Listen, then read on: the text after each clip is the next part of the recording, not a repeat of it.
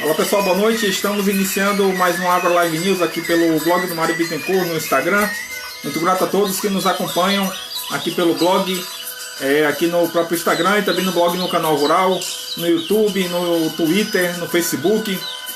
A gente agradece muito a participação de todos que têm acompanhado as nossas lives. As lives que sempre buscam trazer informação para o produtor rural, para o estudante de agronomia, para o estudante de técnico agrícola e para todos que se interessam pela agricultura, pelo agronegócio de uma forma geral. Hoje nós vamos falar sobre alimentos orgânicos do plantio à comercialização.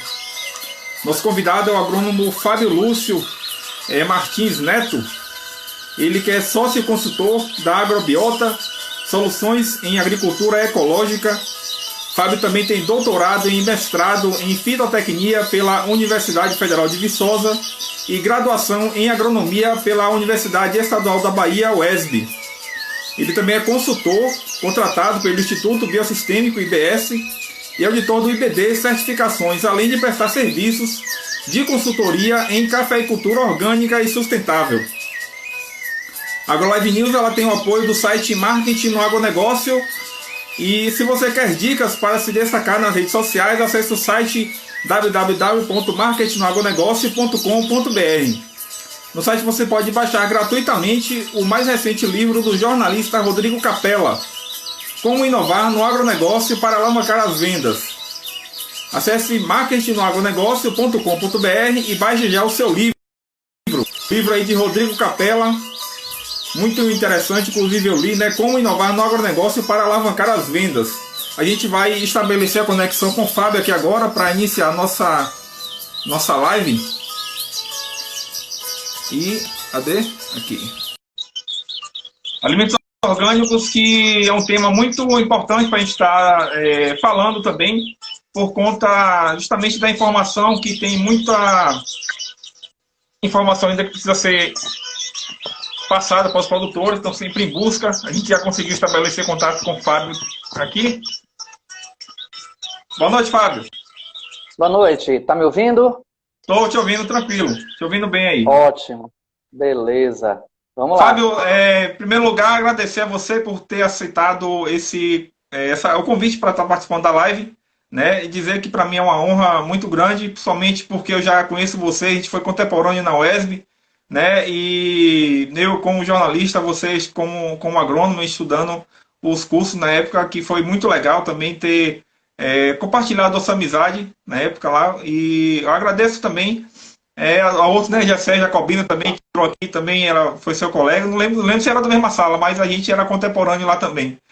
Então, assim, é muito bom também, que traz boas lembranças dessas amizades que a gente faz na universidade e que a gente busca levar para a vida, E melhor também, para mim, no caso, ver você, que hoje se tornou um grande profissional, que está aí atuando bastante na área da agronomia e da área de produtos orgânicos. Então, deixar você aí para dar o seu boa noite, seus cumprimentos a todos que já estão aqui na nossa live.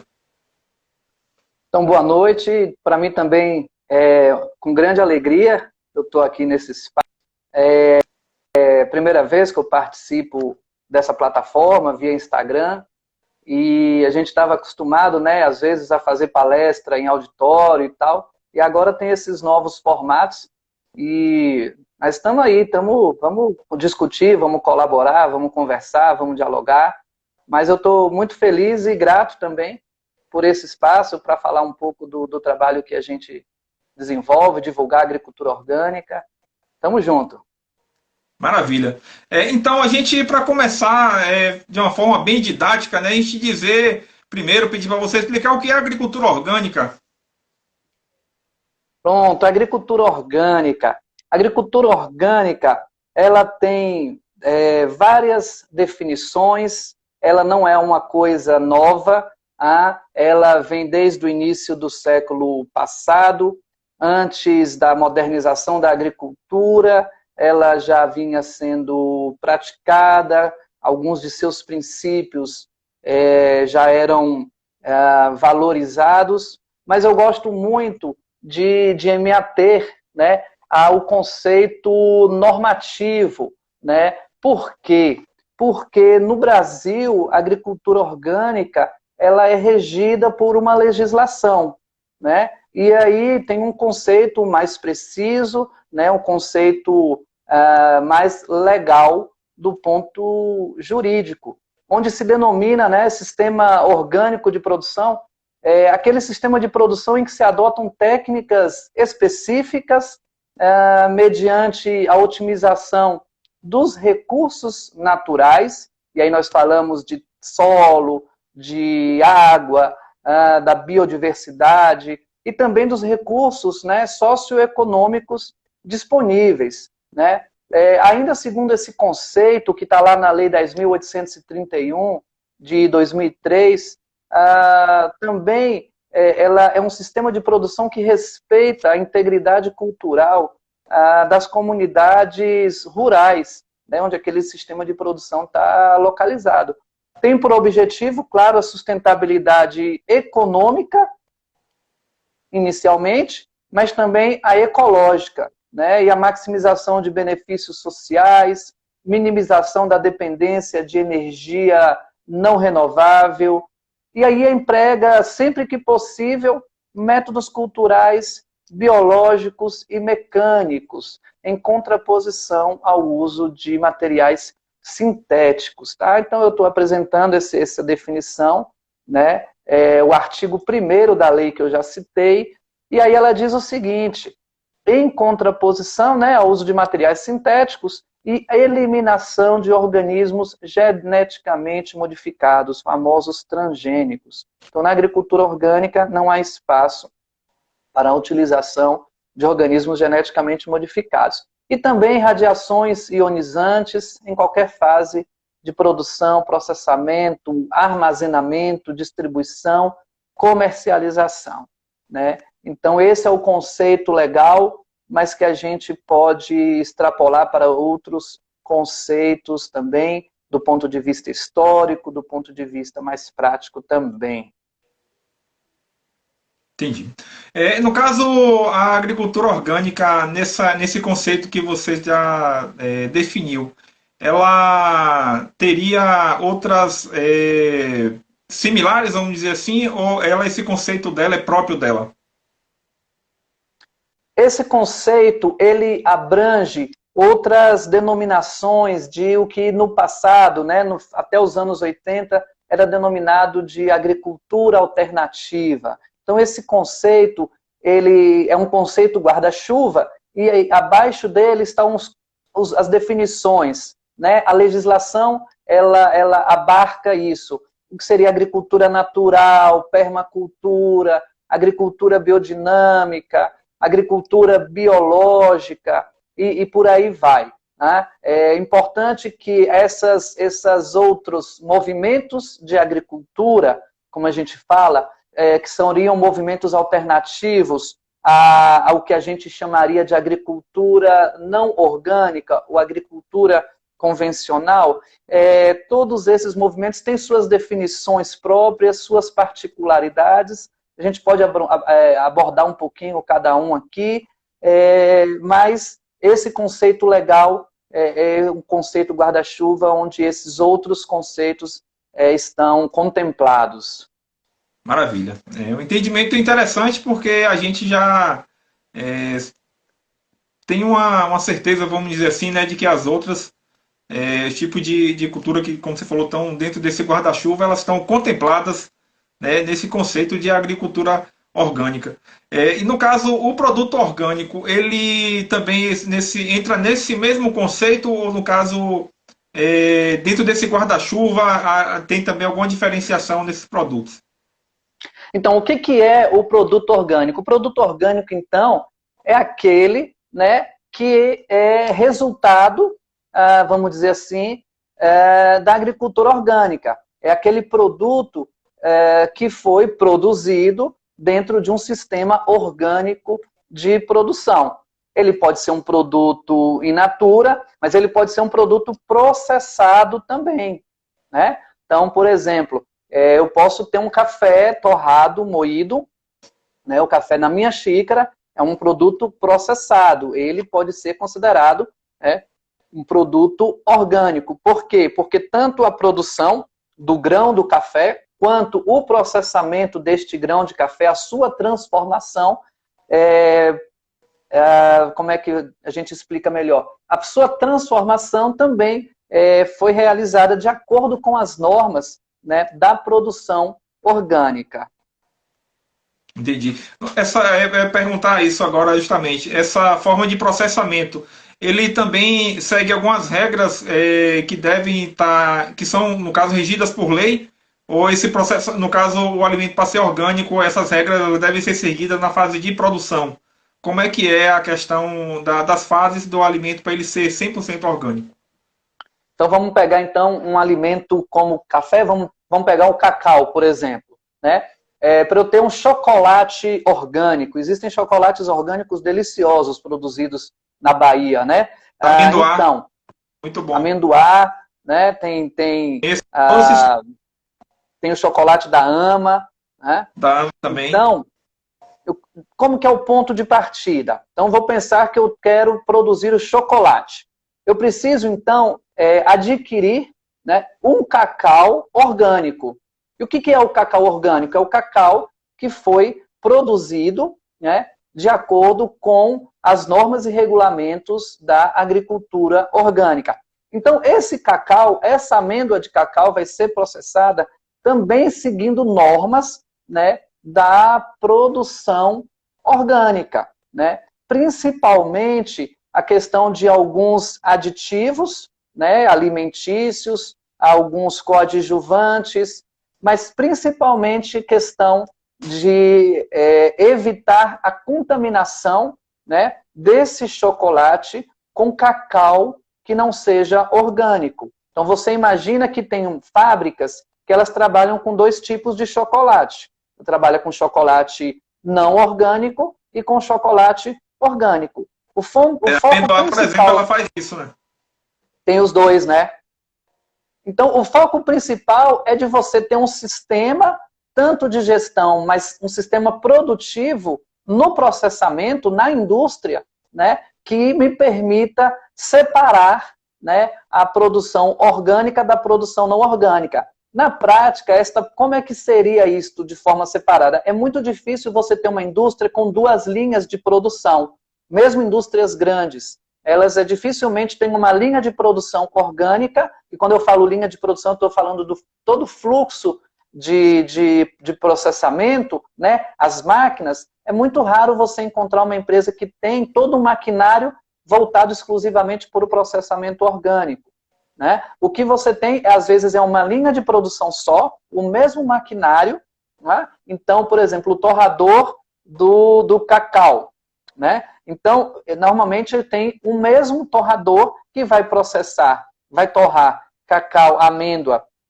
orgânica e amêndoa não orgânica. Então, a gestão tem que ser muito bem feita para você separar isso e evitar contaminação. Essa separação pode ser espacial, né? Se eu tiver duas máquinas, o que é mais difícil, o que é mais raro da gente verificar, mas ela pode ser temporal.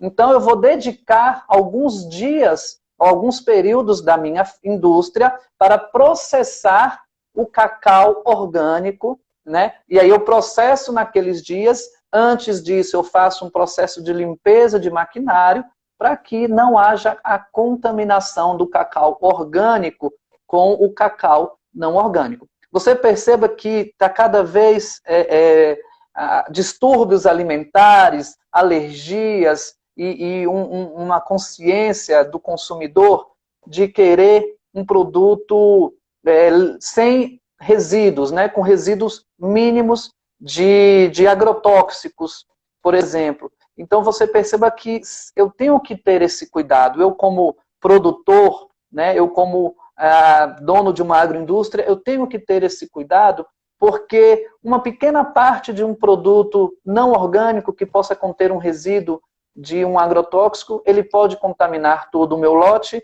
e isso ser prejudicial para a saúde de pessoas que são sensíveis a determinado princípio ativo, e isso pode ser ruim para o meu negócio como um todo também. Então, essa atenção, ela tem que ser feita. Né? Interessante. Pessoal, já está enviando pergunta aqui, daqui a pouco a gente vai estar colocando essas perguntas, comentários também, vocês pode continuar enviando que a gente vai estar fazendo esses questionamentos aqui para o nosso convidado, Fábio Martins. E, Fábio, e quais são os benefícios do consumo de produtos orgânicos? O primeiro benefício é muito importante a gente dizer o seguinte: tem gente que fala o produto orgânico é um produto livre de agrotóxico, isento de agrotóxico. Nós temos que tomar muito cuidado com esse tipo de afirmação, porque ela pode não ser verdadeira. Tá?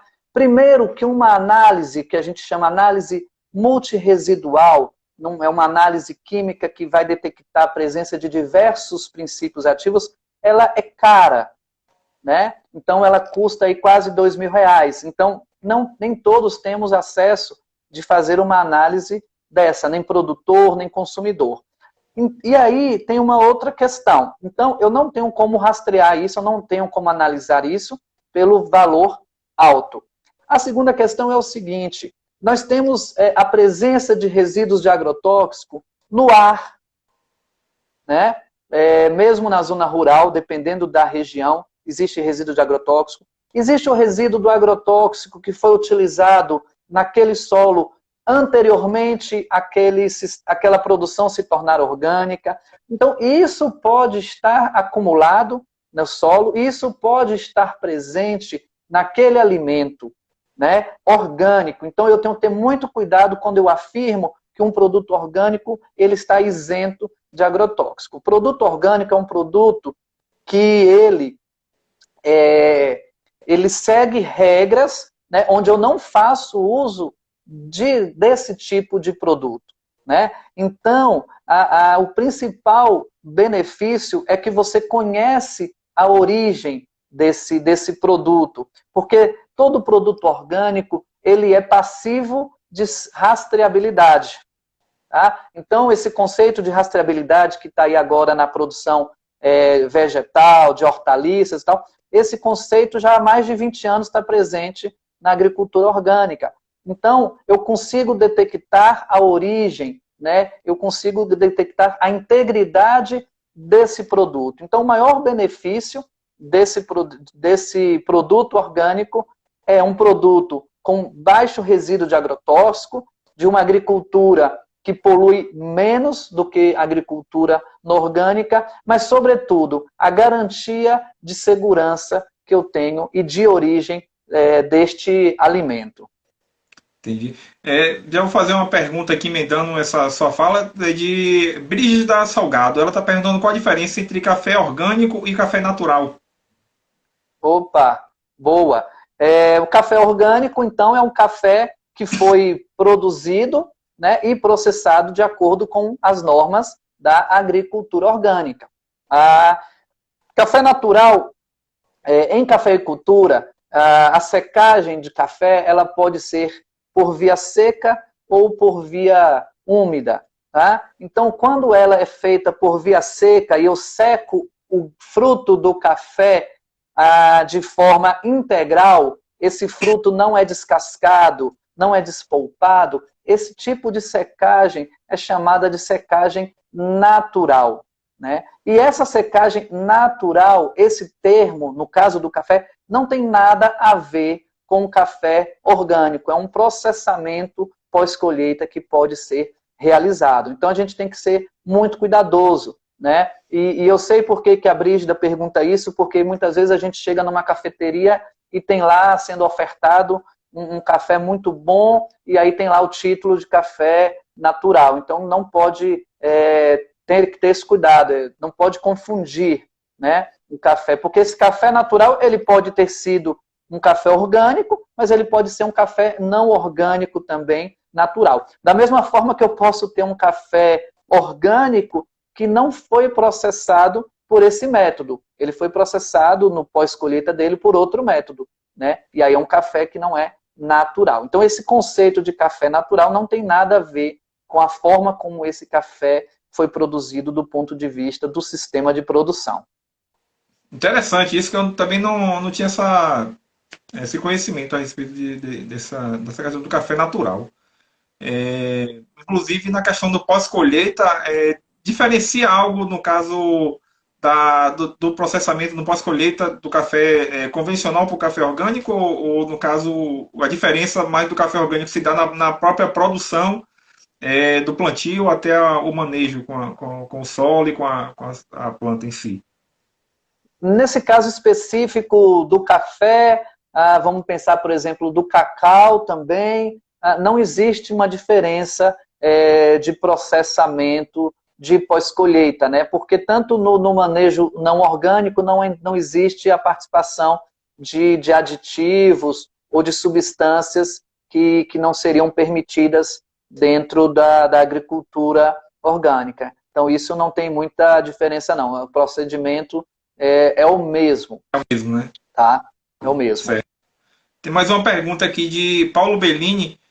Boa noite, gostaria de saber, um produtor faz um trabalho orgânico, segue os ritos e seus vizinhos usa defensivos químico convencional. Ele continua sendo orgânico, se recebe o ISO? Vamos lá. Tem duas coisas aí. A primeira é a questão se ele pode vir a ser produtor orgânico, né, e se ele recebe o ISO. Tá? No Brasil e no mundo, a agricultura orgânica, como eu falei, ela é regida por normas e regulamentos. Né? E um dos itens destas normas é a necessidade de certificação. É a necessidade de que este sistema de produção, ou seja, de que este processo seja verificado, né, se ele realmente está cumprindo, tá, com o que a norma determina. Então, um produtor não orgânico, ele tem que seguir as normas regulares da produção que ele faz, e aí, dentro da produção orgânica, não há nada que impeça que ele use, por exemplo, agrotóxicos. Né? Quem tem que se proteger, quem tem que evitar esta contaminação é o produtor orgânico. Né? Porque mesmo que ele siga todas as normas e esse produto apresente um resíduo acima do permitido pela legislação, ou apresente um resíduo que não seria permitido, né? O consumidor vai rejeitar esse produto. Então ele tem que analisar cada caso, né? Ele tem que analisar esse vizinho, qual é a substância que ele usa, a forma de aplicação, e aí ele precisa construir, vamos dizer assim, elaborar dentro da sua unidade de produção, da sua propriedade rural, barreiras, né, que impeçam fisicamente essa contaminação. Normalmente a gente usa barreiras vegetais, com árvores que fechem bem, cercas vivas, né, para evitar a deriva desse tipo de produto. A gente pode manter um distanciamento também, né, dessas lavouras não orgânicas. A gente pode... no cacau é muito comum a gente usar faixas de bordadura. O que são essas faixas?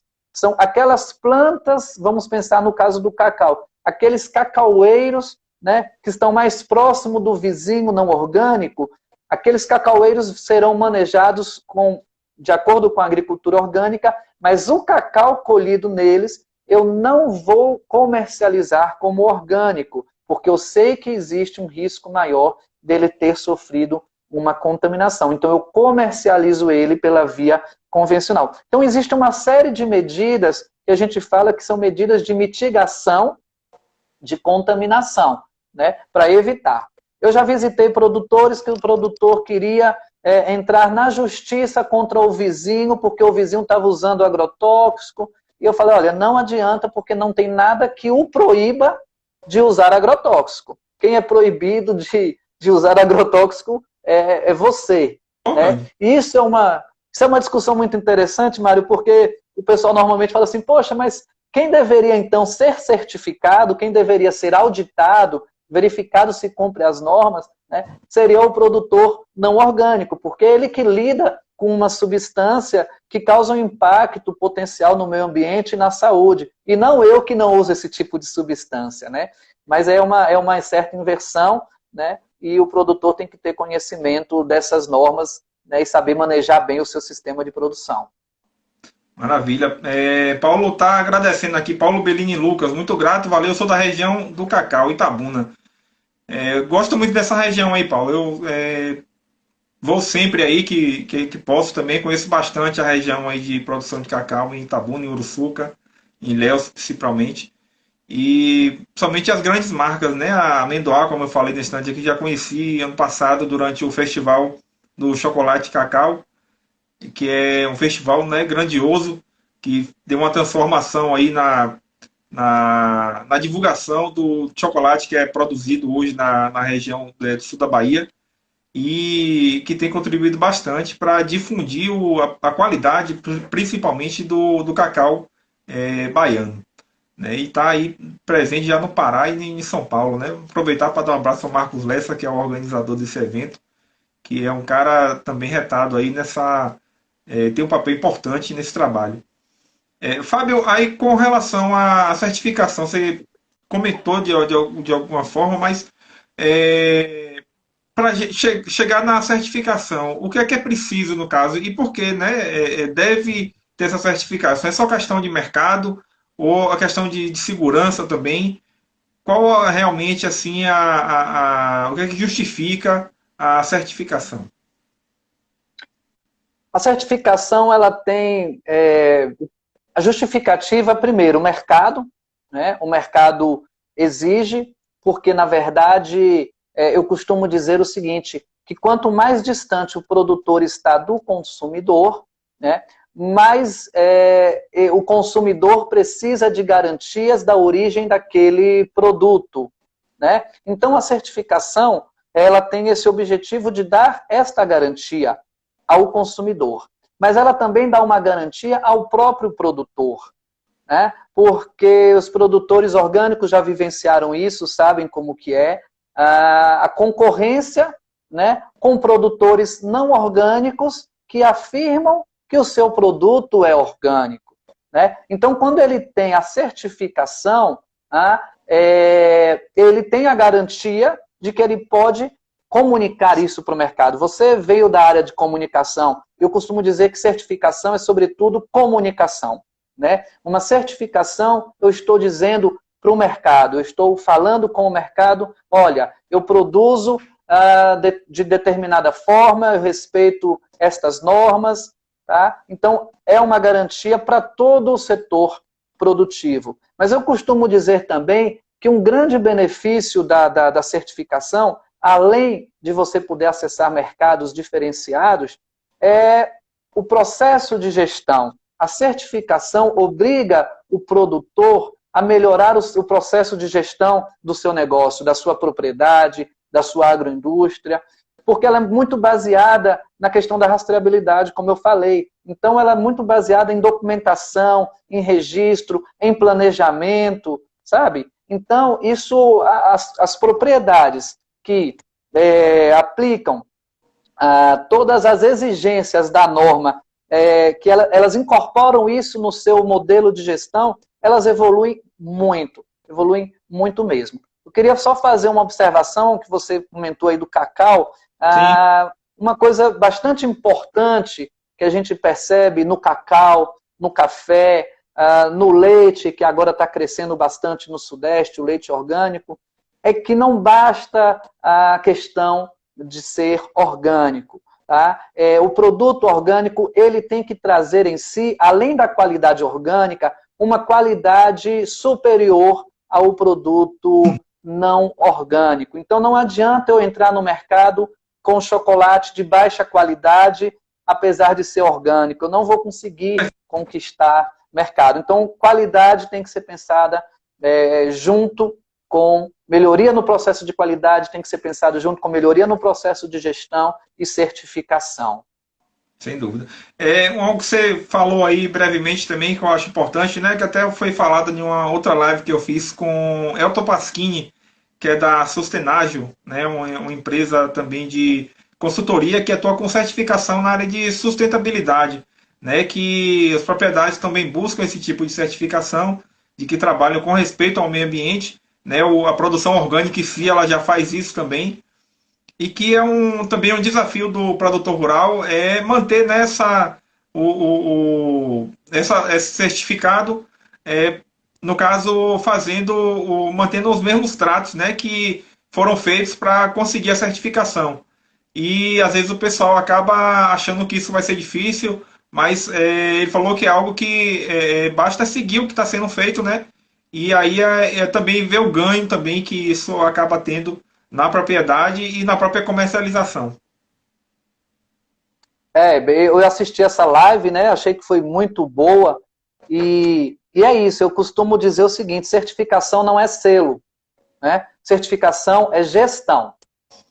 Então, a gente tem, inclusive, dificuldade com alguns produtores orgânicos mais antigos, mais tradicionais, porque eles, às vezes, eles têm um sistema de produção, vamos dizer, do ponto de vista agronômico, muito legal, muito eficiente, muito integrado, com os princípios da agroecologia funcionando perfeitamente, mas ele tem uma gestão ineficiente. E aí ele começa a questionar a norma, ele começa a questionar a certificadora. Poxa, por que você está me exigindo isso? Mas olha o meu produto aqui e tal. E a gente percebe essa questão. O importante é a gestão, principalmente por conta da rastreabilidade, porque precisa estar tudo documentado. Né? Um pedaço uma barra de chocolate que você come, né, orgânico, quando o sistema é muito bem feito, e ele tem que ser muito bem feito, você consegue rastrear e saber até o dia que foi aplicado uma fonte de matéria orgânica na árvore de cacau que originou aquela barrinha de chocolate. Né? Então, isso traz aquilo que eu falei, traz uma segurança para o consumidor de que ele realmente está consumindo algo que ele conhece. Né? Então, essa é uma coisa bem interessante e que muitos produtores estão começando a perceber agora. E por isso que vem o mito de que é muito difícil a certificação e tal. Não é difícil. Difícil é a organização da propriedade rural, é a gestão da propriedade rural. Mas isso toda propriedade rural tem que fazer, seja ela pequena, média ou grande, orgânica, não orgânica. Isso é difícil porque a gente não tem esse hábito. No momento que eu tenho a gestão bem feita na minha propriedade, a certificação, ela é uma consequência. Ela é uma consequência. Com certeza. Gestão foi outro assunto que a gente abordou esses dias aqui com o Franklin, né? Ele é engenheiro agrônomo também, e ele trabalha com cebola, né? A gente falou sobre a gestão na cebolicultura. Mas é algo que serve para qualquer tipo de propriedade, como você falou aí, a questão de ter uma gestão melhor na propriedade rural, né? De saber realmente quais são os números, desde os pequenos aos grandes gastos, né? E daí, ao final, ter realmente noção de quanto que está gastando e quanto que está lucrando para ter a receita final. E ele, na pesquisa que ele fez, ele inclusive no estudo de caso dele, o produtor rural achou que ele estava tendo um lucro, né? E pelos cálculos de Franklin, ele mostrou que o produtor estava tendo o dobro de prejuízo, né, do que ele achava que estava tendo de lucro, por conta justamente de não colocar os custos de maneira correta. Então é importante essa questão da gestão. Fábio, com relação aos tipos de certificação, a gente sabe que tem muitos países compradores, principalmente na Europa, de produtos orgânicos, né? Quero saber assim de você, nesses mercados, né, quais tipos de certificação que estão hoje sendo mais exigidas por esses mercados e também no mercado nacional, né? O que é que o pessoal, o mercado de comprador busca mais do produtor rural no que se refere à certificação? Bom, então vamos lá, vamos olhar primeiro o mercado interno, né? Brasil. Só para você ter ideia, mercado interno, um dado aqui interessante, deixa eu abrir aqui. Poxa, ele estava aberto aqui, não estou achando. Mas vamos lá. Movimentou 4 bilhões de reais, tá, em 2018. O mercado de produtos orgânicos no Brasil é muita grana, sabe? É um mercado muito grande. No Brasil, a gente fala em 3 tipos de certificação. A primeira é a certificação por auditoria. A segunda é o que a gente chama de certificação por sistema participativo de garantia. E a terceira é o controle social na venda direta. Tá? Eu vou explicar brevemente cada uma. Certificação por auditoria é quando o produtor, e aí pode ser o produtor rural ou pode ser o processador, a agroindústria, contrata uma certificadora, né, para que ela venha auditar o seu sistema de produção. Tá? Então, é muito interessante porque existem diversas certificadoras e os produtores perguntam qual que é melhor, qual que é pior, qual que é mais exigente. Todas têm o mesmo grau de exigência, porque todas têm que auditar com base na mesma norma. O que diferencia é preço e relacionamento. Tá? E é muito interessante falar o termo auditoria. Então, nós estamos no primeiro tipo de certificação. Auditoria vem de ouvir. Tá? Então, a certificação por auditoria é totalmente diferente de uma fiscalização. Né? Não é fiscalização. O auditor não chega na propriedade buscando coisas erradas. É o contrário. Isso se chama certificação por auditoria. Ele vai evidenciar naquela propriedade, naquela agroindústria, o que de fato, dentro da norma, aquele produtor está fazendo. Ora, veja só, se ele solicita a certificação, ninguém é obrigado a se tornar produtor orgânico. É uma decisão que o produtor faz baseado em filosofia de vida, baseado no mercado, baseado no seu perfil. Ele procurou uma certificadora. Então você entende que ele quer conhecer as normas e quer fazer um trabalho de acordo com estes regulamentos, com essas normas. Então o auditor vai lá verificar se ele está trabalhando de acordo com essas normas. Por isso que a gente fala que é um sistema de gestão. É claro que nesse trabalho ele percebe um monte de, que a gente fala de não conformidade. Ele percebe um monte de falha, um monte de desvios à norma, e aí ele apresenta isso para o produtor, e o produtor tem que corrigir para que ele continue ou para que ele obtenha a certificação que vai atestar que ele segue aquele padrão. O segundo modelo, o segundo tipo de certificação é o chamado sistema participativo de garantia. Neste sistema, a auditoria não é feita por uma empresa certificadora. A auditoria é feita pelo próprio agricultor. Então, isso funciona com um grupo de produtores. Então, um produtor, vamos dizer assim, fiscaliza o outro. Mas, na verdade, não é fiscalização. A gente precisa romper esse termo. É auditoria. É um produtor verifica, audita um ao outro. E isso tem um reconhecimento do Ministério da Agricultura, porque este processo de auditoria tem que seguir as regras que a legislação, que as normas, que o regulamento exige. Tá? E aí o pessoal pergunta, esse sistema é mais barato do que o sistema, do que o tipo por auditoria? Depende. Depende do grupo, depende da capacidade de organização do grupo. Né? Tem grupos que precisam contratar técnicos que vão fazer esse trabalho, porque tem que ter todo um cuidado de conflito de interesse. Né? Então, em alguns grupos, montar esse sistema participativo sai mais caro do que contratar uma certificação por auditoria. E, por fim, a gente tem o tipo chamado controle social na venda direta, que é aquele produtor que vende diretamente para o consumidor. Né? Isso funciona muito bem, é o que a gente fala, é o produtor que está na feira. Né? Ele busca ele se cadastra, é uma autodeclaração que ele faz ao Ministério da Agricultura e ele pode se afirmar como agricultor orgânico dentro dessa modalidade de comercialização. Mas ele também declara que ele está passivo de ser visitado pelo consumidor, e aí cabe ao consumidor conhecer o que é a agricultura orgânica e o consumidor fazer esta verificação. Para o mercado externo, apenas o sistema de certificação, o tipo de certificação por auditoria é reconhecido, apesar do sistema participativo de garantia começar a ter um reconhecimento também. Tá? Mas, devido à dificuldade de contato do consumidor com o produtor, é mais comum o sistema por auditoria.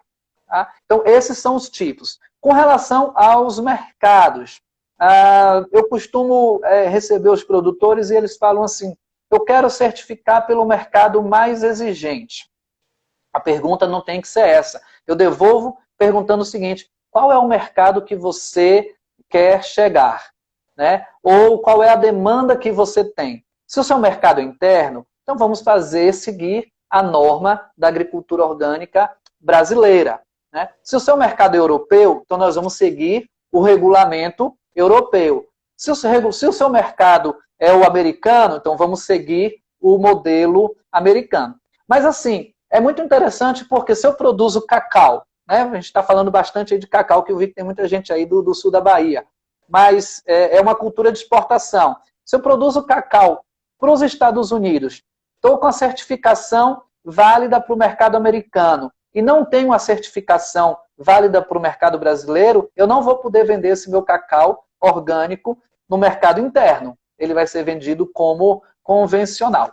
Então é importante que o produtor tenha clareza, né, e a agroindústria também, de qual é o mercado que ele quer alcançar. E é muito interessante também que a maioria pensa assim, nossa, o mercado europeu deve ser o mais exigente, o mercado brasileiro deve ser o mais flexível. Não, depende, tem critério que a norma europeia é mais exigente do que a brasileira, tem coisas que a brasileira é mais exigente. Então depende muito, e é importante que o produtor tenha essa clareza, e aí é importante ele conhecer bem os regulamentos, porque tem coisas que destoam de um regulamento para o outro. Eu vou te dar só um exemplo. A compostagem. No Brasil, eu posso usar composto orgânico sem nenhuma restrição. Na Europa, da mesma forma. No mercado americano, eu também posso usar, mas eu tenho que provar, eu tenho que demonstrar que o meu processo de compostagem foi controlado. Que aquele composto orgânico foi revirado tantas vezes, que atingiu determinada temperatura. Então, são esses detalhes, né, que o produtor tem que saber quando ele vai destinar o seu produto. Tá? Então, o ponto de partida é esse. Qual é a exigência do mercado? Não, eu tenho um produto atualmente no mercado interno, então vou seguir a legislação brasileira. Fábio, assim, na questão dessas certificações, elas, por exemplo, vou citar do IBD, dá o exemplo, né? Você presta serviço para o IBD, o mesmo tipo de certificação que é tirado no Brasil vale para qualquer lugar do mundo, vamos dizer assim? Ou no caso, outros países podem querer que o IBD faça uma certificação mais de acordo com o que ele exige? As certificadoras, elas vão se adaptando, vão se habilitando para atender os diferentes mercados. Então, eu falei aqui de Brasil, Europa, Estados Unidos, que são os principais. Mas, por exemplo, tem a norma coreana, né, sul-coreana, tem a norma da Suíça. Então, as certificadoras, elas vão obtendo o credenciamento de acordo com estas normas. Então, se você tiver uma demanda específica, vou ter que exportar o meu produto para a Suíça, eu tenho que verificar qual é a certificadora que está habilitada para emitir uma certificação, para emitir de acordo com o regulamento suíço, e por aí vai. O que tem que ser facilitado, e aí os acordos entre os países, entre as diplomacias, o que tem que começar a acontecer é o reconhecimento. Então, por exemplo, o Chile reconhece a certificação, vamos dizer assim, o regulamento do Ministério da Agricultura. Então, eu, com uma certificação BR, como a gente fala, né, o meu produto, estando de acordo com a norma brasileira, eu consigo vender esse produto no Chile, porque o Chile reconhece a norma brasileira. Então, ela tem uma equivalência com a norma chilena. Mas é o único caso que a gente tem. Diferentemente disso, não é possível. Mas, por exemplo, o IBD hoje, como ele tem uma grande aceitação na Europa, o IBD tem clientes na China. Né? Então, tem produtores de soja na China que exportam para a Europa, que são certificados pelo IBD. Né? Então, esse é um exemplo. Temos o outro exemplo, a segunda maior certificadora do Brasil é a Ecocert. A Ecocert não é brasileira, né? Mas ela está atuando no Brasil. Então, ela é um mercado, né? As certificadoras são empresas privadas e elas exploram esse mercado atuando em diversos níveis de certificação. Entendi. Tem um comentário interessante aqui que eu achei, eu vou fazer uma pergunta. Breno Bezerra, ele falou da certificação halal, no caso é diferente. Existe certificação halal para produto orgânico também? No caso, assim, para quem não sabe, a certificação halal é para países muçulmanos, né? Existe sim. Eu já vi produtos que têm essa certificação halal e tem a certificação orgânica. Elas não conflituam, né? Vamos dizer assim. Então é isso que eu falo. O mercado, certamente, esse produto, ele tinha um mercado que exigia esses dois tipos de certificação. Ou então ele tem um produto que ele atende a esses dois mercados, né? Então uma não conflitua, vamos dizer assim, com a outra. É possível, sim. Tem outra pergunta aqui, Fábio, de Sândalo, até sobre a questão que você estava falando na resposta anterior, né, sobre a metodologia, que ele fala de fiscalização, mas é de auditoria, né, das certificações participativas. Ele pergunta se tem como melhorar essa metodologia. Não dá para saber direito a que ponto, em que questão ele quer melhorar, mas ele falou assim, tendo os agricultores como fiscais uns dos outros, talvez seja com relação à questão de conflito de interesse, como você até comentou, né? A grande diferença, ao meu ver, é que, por exemplo, uma certificadora, né, de terceira parte, como a gente fala, que presta serviço de certificação por auditoria, ela precisa ser acreditada por um órgão acima dela. Então, vamos dizer assim, então, quem certifica a certificadora? Né? Então, quem certifica a certificadora é chamada de acreditadora. Então, por exemplo, uma certificadora por auditoria, todas elas, tá? Por auditoria, precisam ser acreditadas pelo Ministério da Agricultura. O Ministério da Agricultura verifica se o método das certificadoras está correto e elas têm que ser acreditadas também pelo Inmetro. E o Inmetro verifica se o método está sendo adequado. Então, uma certificadora ela é acreditada por dois organismos. Né? Então, são dois organismos que auditam a certificadora. Né? Então, por exemplo, as certificadoras também recebem não conformidades do Ministério da Agricultura e tem que responder isso, tem que resolver isso. No sistema participativo de garantia, você não tem esta acreditação. É o próprio grupo que se auto-acredita, vamos dizer assim, e o consumidor. E aí, Sândalo, a importância da participação do consumidor nesses conselhos, né? Nessas entidades que fazem o sistema participativo de garantia. É ele que vai avaliar o método, é ele que vai avaliar a eficiência disso. O sistema participativo também é credenciado no MAPA, ele também vamos dizer assim, acreditado pelo MAPA, mas não é necessariamente acreditado pelo Inmetro. Tá? Mas eu acho que é o papel do consumidor aí de participar desse grupo e cobrar de que não haja esse conflito de interesse, de que a coisa seja bem feita. Né? Funciona muito bem. Né? Algumas pessoas têm preconceito com sistemas participativos de garantia, né? Porque a gente acha que está todo mundo querendo dar um jeitinho, todo mundo quer burlar a lei, e não é bem assim. Tem muita gente séria trabalhando. Né? Tem muito sistema participativo de garantia funcionando muito bem.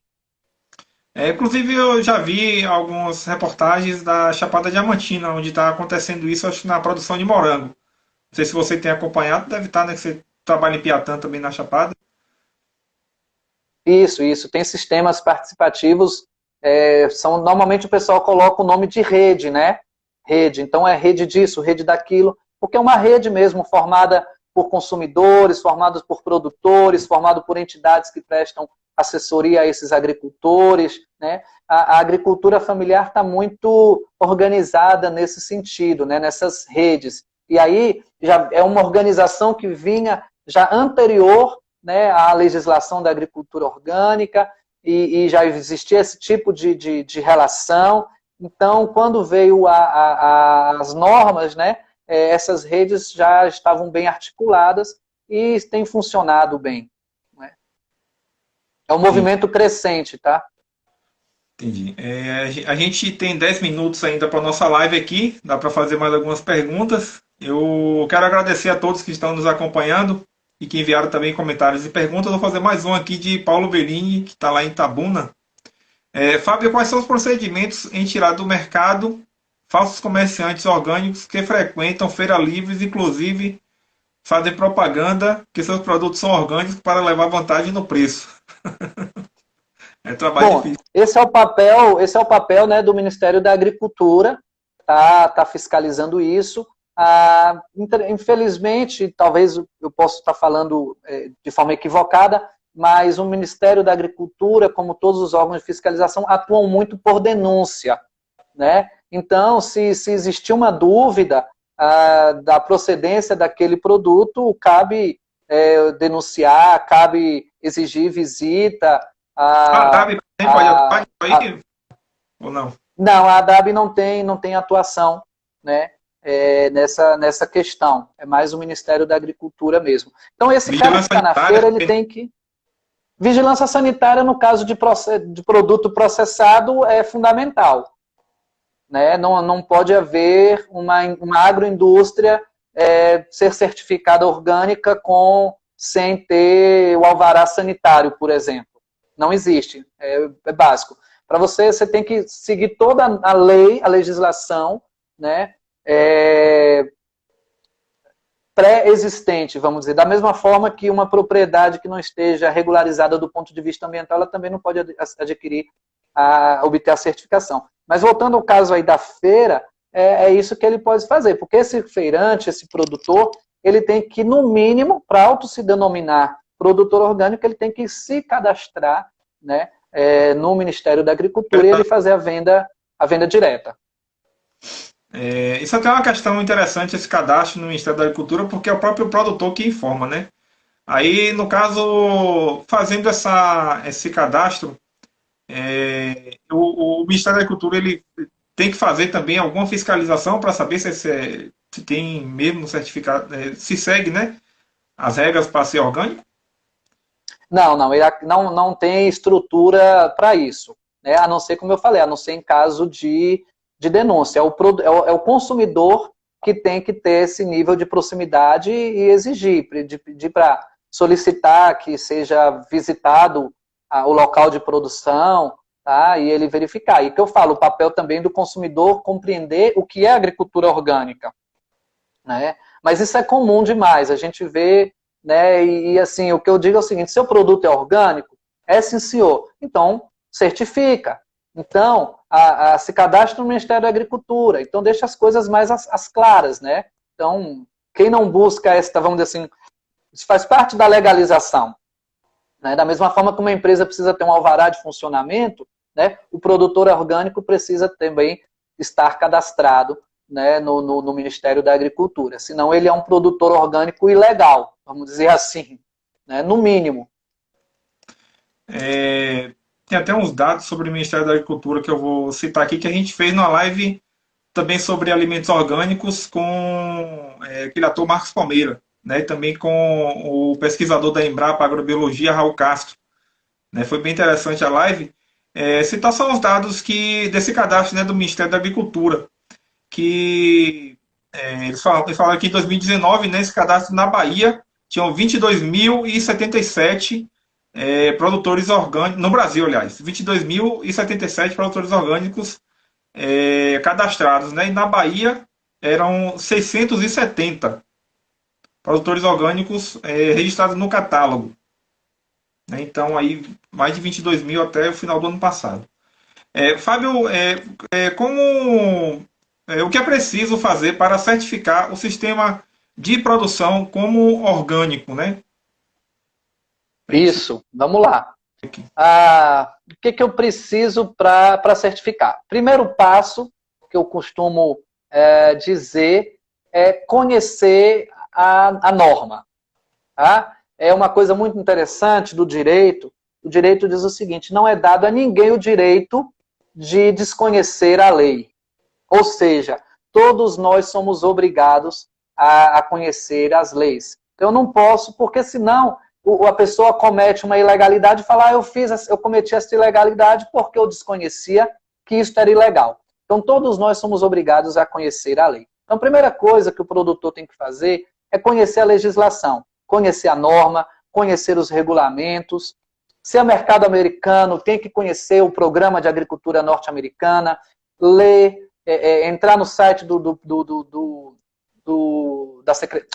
Ministério da Agricultura, né, do Programa Nacional de Agricultura Orgânica lá dos Estados Unidos. Tem que conhecer a norma. Esse é o primeiro ponto. E é fácil? Não. Todo mundo sabe como que é um texto jurídico. Ele é chato de ler, mas a gente precisa ler. A gente precisa conhecer. Esse é o primeiro passo. E conhecer a norma de acordo com o mercado que eu quero atender. Né? Então, por que eu vou estudar a norma lá da Coreia do Sul se eu vou atender o mercado europeu? Né? Então, vou focar na legislação, no regulamento europeu. Até porque Coreia essas normas... Imagina. Então, assim, e as normas estão disponíveis facilmente, né, em sites, muito tranquilo. Inclusive, em vários sites brasileiros tem essas normas. Nos sites das certificadoras, essas normas estão disponíveis.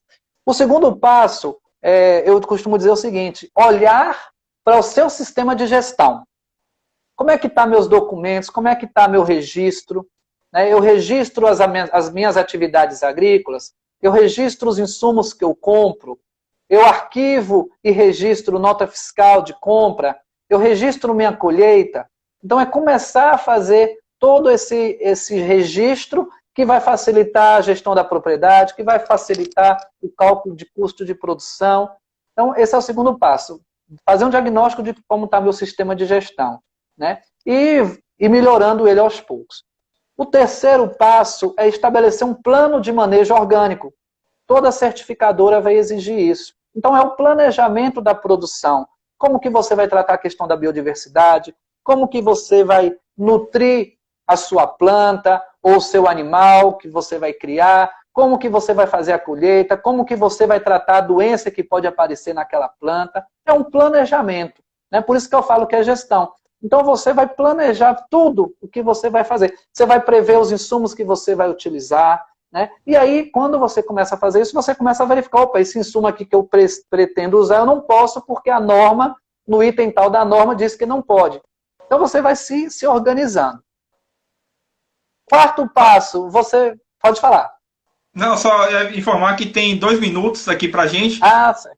Se você já quiser, né, complementar também a pergunta sobre como é que ocorre o processo de certificação orgânica e os principais produtos, né, orgânicos certificados no país. Beleza.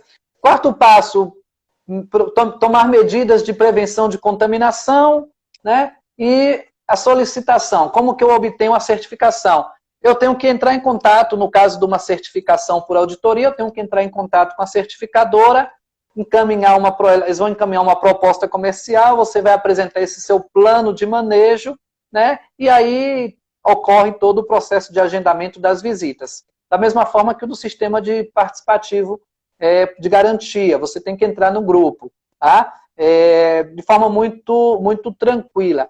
Quais são os principais produtos? Os principais produtos são os produtos lá de exportação, né? As principais commodities que o Brasil tem, café, cacau, suco de laranja, soja, açúcar, né, de cana e por aí vai. E também para o mercado interno, hoje você tem muita questão de hortaliça, né, muita fruta também.